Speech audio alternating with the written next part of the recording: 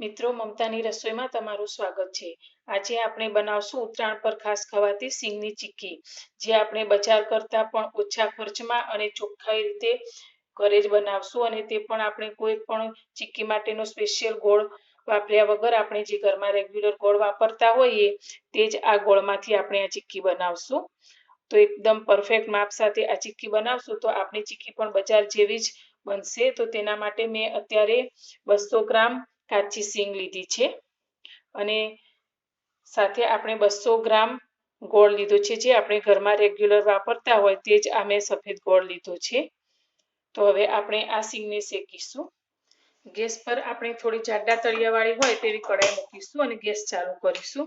હવે આપણે જે 200 ગ્રામ સિંગ દાણા લીધા છે તે આ કઢાઈની અંદર લઈ લઈશું। હવે આપણે મીડિયમ ગેસની ફ્લેમ પર આ સિંગદાણાને શેકવાના છે। આપણા સિંગદાણા જરા પણ કાળા ન પડે અને તેના ફોતરા આસાનીથી નીકળી જાય તે રીતે આપણે આ સિંગદાણાને શેકીશું। તો આપણે ગેસની ફ્લેમને મીડિયમ જ રાખીશું, જેથી આપણા સિંગદાણા જરા પણ દાઝશે નહીં અને સારી રીતે શેકાઈ જશે। તો 4 થી 5 મિનિટ માટે આપણે આ રીતે તેને શેકીશું।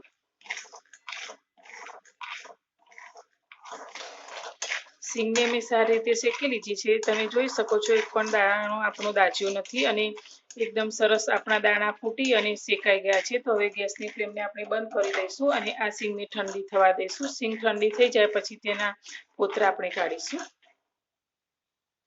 સિંગ આપણી ઠંડી થઈ ગઈ છે, તો આ રીતે હાથમાં લઈને આ રીતે મસળીશું, જેથી આપણા સિંગના બધા જ ફોતરા નીકળી જશે અને સિંગના આપણે આ રીતે ભાગ થાય તે રીતે કરીશું। બંને ભાગને આપણે આ રીતે અલગ કરી લેવાના છે। આ રીતે બધી સિંગમાંથી ફોતરા કાઢી લઈશું મસળીને।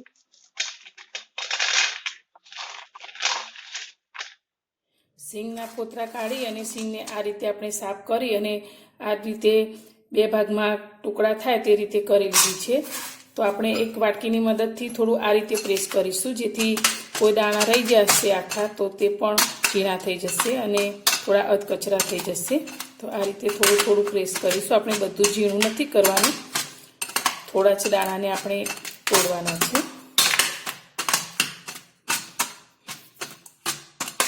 હવે ફરી આપણે તે જ કઢાઈને ગેસ પર મૂકી અને ગેસને ચાલુ કરીશું। હવે આપણે જે 200 ગ્રામ ગોળ લીધો છે તે આ કઢાઈની અંદર લઈ લઈશું અને આ ગોળનો આપણે પાયો કરવાનો છે। તો આ ગોળને ઓગાળવા માટે અત્યારે આપણે 2 ચમચી જેટલું પાણી એડ કરીશું, જેથી આપણો ગોળ જલ્દી ગરમ થઈ અને કાળો ન પડી જાય અને જલ્દી બળે નહીં તેના માટે। તો 2 ચમચી જેટલું જ પાણી આપણે એડ કરીશું। હવે ગેસની ફ્લેમને આપણે બિલકુલ ધીમી જ રાખીશું। એકદમ ધીમી ગેસની ફ્લેમ પર આપણે આ ગોળનો પાયો કરવાનો છે। તો આ રીતે આપણે હલાવતા રહીશું અને ગોળ જ્યાં સુધી ઓગળે અને એના ઉપર ફીણ જેવું ન થાય ત્યાં સુધી આપણે આ ગોળને આ રીતે જ ગરમ કરવાનો છે।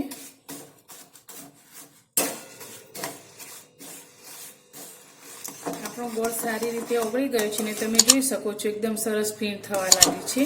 તો આપણે 2 મિનિટ આ રીતે જ હલાવતા રહીશું અને પછી આપણે તેને ચેક કરીશું કે આપણો આ પાયો પરફેક્ટ થયો છે કે નહીં।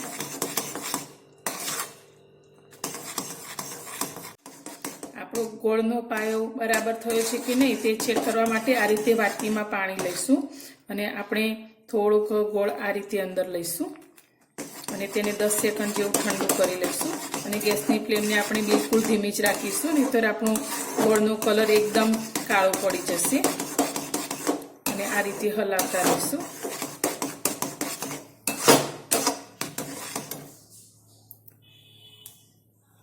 તો આપણો 10 સેકન્ડ ગોળ ઠરી ગયો છે। તો જોઈએ તો આ રીતે તૂટી જાય છે, આસાનીથી તેના 2 ટુકડા થઈ જાય છે। તો આપણી આ ચીક્કી માટેનો પાયો તૈયાર થઈ ગયો છે। તો આપણી ચીક્કી ખાતી વખતે દાંત ઉપર ચોટે નહીં અને થોડીક સોફ્ટ રહે, બહુ કડક ન લાગે તેના માટે મેં અત્યારે ખાવાનો ચપટી સોડા લીધો છે। આ રીતે ચમચીમાં તે ગોળની અંદર એડ કરીશું। સોડા લેવાથી આપણી ચીક્કી થોડી સોફ્ટ રહેશે। બધું બરાબર મિક્સ કરી હવે આપણે ગેસની ફ્લેમને બંધ કરી દઈશું। અને જે સીંગને શેકીને રાખી છે તે આપણે આની અંદર લઈ લઈશું. બધું જ બરાબર મિક્સ કરી લઈશું. હવે આપણે આ ચીક્કીની જે જગ્યા ઉપર પાથરવાની હોય જે પ્લેટમાં કે એમાં તે જગ્યાને આપણે ઘીથી પહેલાંથી જ ગ્રીસ કરીને રાખીશું. આપણે આ પ્રોસેસ હવે ફટાફટ કરવાની છે જેથી આપણી ચીક્કી એકદમ પરફેક્ટ બને.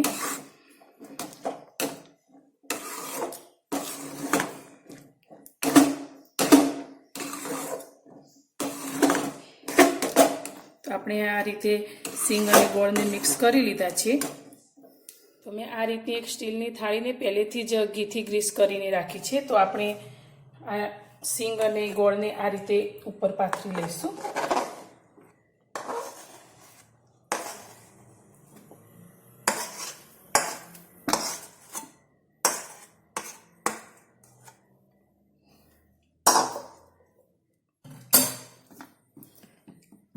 તેને આપણે આ રીતે ધીરે ધીરે પ્રેસ કરી અને જે રીતની આપણે જાડી પાતળી રાખવી હોય તે રીતે તેને ફેલાવીશું. તો આ રીતે વાટકી ઘીવાળી કરી લઈશું અને તેને આ રીતે પ્રેસ કરીશું.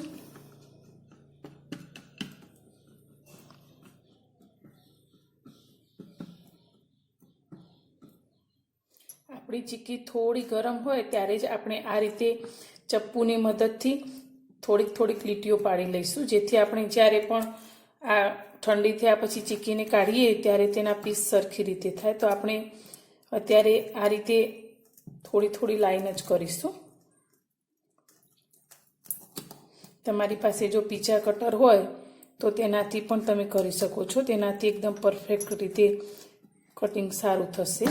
અત્યારે હું આ ચપ્પુની મદદથી આ રીતે લીટી કરું છું.